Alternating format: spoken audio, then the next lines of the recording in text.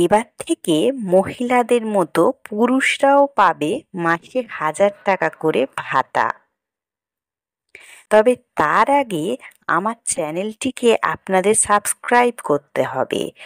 আর এবার থেকে শুধু মহিলারা নন, পুরুষরাও পাবেন মাসে মাসে 1,000 টাকা করে ভাতা। লক্ষ্মীর ভাণ্ডার যেমন মহিলাদের মুখে হাসি ফুটিয়েছে, এবার থেকে রাজ্যের পুরুষদের মুখেও ফুটতে চলেছে হাসি। পশ্চিমবঙ্গ সরকার একাধিক সমাজ কল্যাণমূলক প্রকল্পের মাধ্যমে রাজ্যের মানুষকে আর্থিক সহায়তা প্রদান করে চলেছে।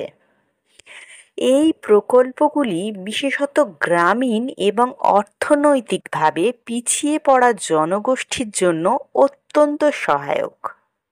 কৃষক ভাতা আমাদের জন্য একটা অত্যন্ত গুরুত্বপূর্ণ বিষয়। কৃষকদের অর্থনৈতিক সংকটের মুখোমুখি হতে হয় প্রায়শই।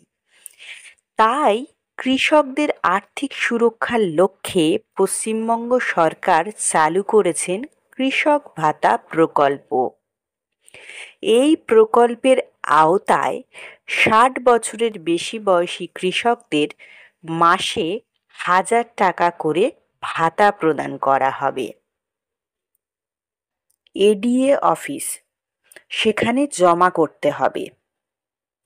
তাহলে বন্ধুরা, আপনারা এই ভিডিওর মাধ্যমে বুঝে গেছেন যে কিভাবে আবেদন করতে হবে। চ্যানেলটিকে আপনাদের সাবস্ক্রাইব করতে হবে।